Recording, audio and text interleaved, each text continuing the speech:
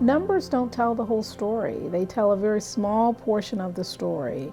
And data consultations are doing two things. One, it allows us to put the numbers in context and to talk about what does this mean. The other part that it allows us to do as leaders and as practitioners ourselves is to learn about our own organization and our students and to hold ourselves accountable in a very authentic way by just giving professional development to each other. Sometimes we're learning along the way as well about issues that schools struggle with, and every school is different. And then we're also learning creative ways with many different ideas around the table to improve instruction. So it's great discourse just to have within that PLC framework. We're going to ask. And in fact, you can see for term, his term average was 83%. His semester average is 79%. So because of the lack of weighting or the addition of weighting, it's the difference between a C and a B. And I believe the intent is to have it be the weight all the way through. Sure. Because I know that And was here's what I noticed. I had multiple teachers contact me and say, hey, these don't match. So we went in and changed those. I did not hear from this teacher. So Okay. So made then a mistake. This is the student name. But let's test that and go to a different teacher. Go to his counterpart, Yes. which would be. That's one of them that Because you contacted want to me. dig deeper and say, was this an oversight or is this systemic? So let's Okay. see if it's systemic. Okay. There's some questions that you could ask them that would have gotten to this piece that we just exposed for you. One thing that I think I might like to try with them is to give them some maybe just 3 to 4 reflective questions in looking at their grade books and have them do it on their own by themselves. Open up your grade books and give them some questions and then have a conversation with us. So then they can have some discovery. Then we can kind of see what they're seeing and what they're truly understanding. And Maybe be with able a to grade guide them level a little bit partner more. too Yep, then. yeah. So like if we were grade level partners, we would have these questions and look at our grade books and do some comparison on our own.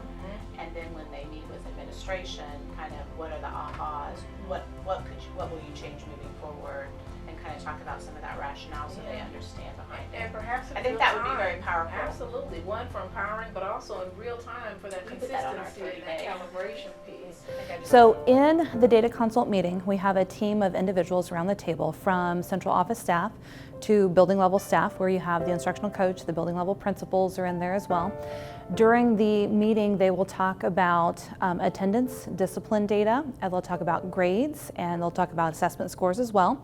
And then implementation of any of the plans that were identified from the month before. So there's a real deep conversation about how students are doing in classrooms, what they're actually learning, and how do we know that they're learning, where is the evidence, and can the team that's in the room talk about that evidence. Across the board, management was not an issue. Students were on task, they were complying with the teacher's requests in every classroom that I went to. And I do agree with ensuring that we're increasing the rigor in the classroom, both with instruction and expectations of what students are working on. I saw some low-level stuff going on in classrooms. Engagement was high. I saw several teachers who were using cooperative learning strategies, and they were using them effectively. Students were able to stand up, talk to each other about the content of the topic, and then get back down and right to work. I know you guys are in year 1 of your CI3T implementation, so I was also looking for that as well. And throughout the entire school, I only heard behavior-specific praise occur in 1 classroom. So ensure that we're continuing to talk to our teachers about the importance of that behavior-specific praise. And then also pair it with the ticket as appropriate, as needed. But again, behavior was a non-issue. So there might not have been as heavy of a need during the day that I did the observations for that behavior-specific praise. But the practice is important too, so it becomes automatic for the teachers. So those are a couple of the items that I observed when I was in the room. Having been in several districts, I appreciate data consults because I believe that as a principal, it has made me better. Again, it has allowed me to really dive deep into my data.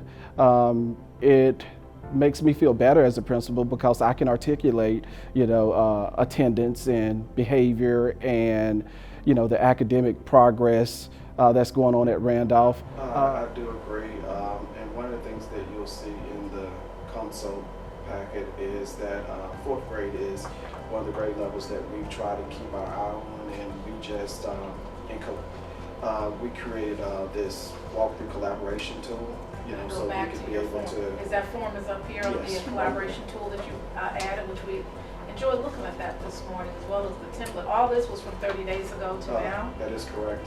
And the whole purpose of it was to make sure that when we go into the classroom that we're all three of us are seeing the same thing. And so we went into 4th grade, all of us, and then after we went in and did the walkthrough, we went back and we sat down and we made sure we went through each item to see how we were observing things in the classroom. Has this been helpful? Yes, it's been very helpful. For you or the teachers or both? It's been helpful for us because, again, we know what we're looking for when we walk into the classroom. So evidence of effective routines and procedures, it's either yes or no. And So you all have calibrated, so we you're have looking at the same calibrated, thing. so Then for yes. teachers, are you seeing growth in 4th grade in a way that you feel like is helpful? For our coach, do you want to bring voice in that? I see you're nodding your Yeah, head. I think it's been a huge tool for teachers as well to calibrate, because if we say yes on students can state their learning attention, they know that 2 out of 3 of those students were able to state it, or 3 students. And if we say no, well, it's because there was 1 student. So I think it's made it clear, because I know there was one time that you and I observed a teacher and we were looking at something very differently, and so our data conflicted a little bit. So it was confusing for that teacher. So you give clarity to your own learning intentions, right? And so you move from your learning intentions and you think about the success at the end, the movement and progress. Are you seeing progression in your teachers? Absolutely. Data consults are important as a building leader because it gives me job embedded professional development of how then I can support the rest of the staff. The number of Fs compared to current grades in term 2, there's a lot of students who had an F at the end of term 1 but are now sitting at a B or a C. So I'm curious what the difference and the discrepancy between those 2 terms is. All right, so then from our principal, was there anything else you wanted to mention? And Mr. Sharp is just jotting down some of these questions that you mentioned, because the ones that we answer, we may answer here, and some that we don't answer, she's gonna leave that for your 30 days from now. It makes it a little bit easier to get down some of those questions. But from our principal, anything you want to mention before we jump on in there? I mean, I would just be looking more specifically at what the assignment or assessment that was given and drilling that down a little bit further. Why are there exempts? So one of our goals at the start of this quarter was to have teachers start entering some of their data into Tyler Assist.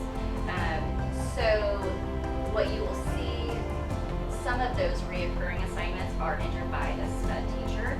However, when I'm looking at the exempts, those are students with IEPs, which makes me wonder, why are those consistently being exempt? Because they should still be completing those assessments. They may be modified, but they should be completing them. Exactly. And we saw that pattern as well, that our special ed students don't have grades in here consistently. And there is a way to actually have the homeroom teacher shown and the SPED teacher shown, and Dr. McDonald outside of this can talk to you about that. But 30 days from now, we will be asking how you are monitoring what are students learning that are special education students, particularly in the areas that show an exemption, and how you're ensuring that that is demonstrated within the grade book. Well, for me, a data consult is much like a business meeting that I'm so accustomed to, because you're looking at performance indicators. In our case, we're trying to measure just what students are learning and how the administrative team at that school, how they know what kids are learning. We're trying to make sure that we improve upon student achievement by holding people accountable, whether it's administrative team or whether it's classroom teachers, in looking at just what students are learning and how do we know.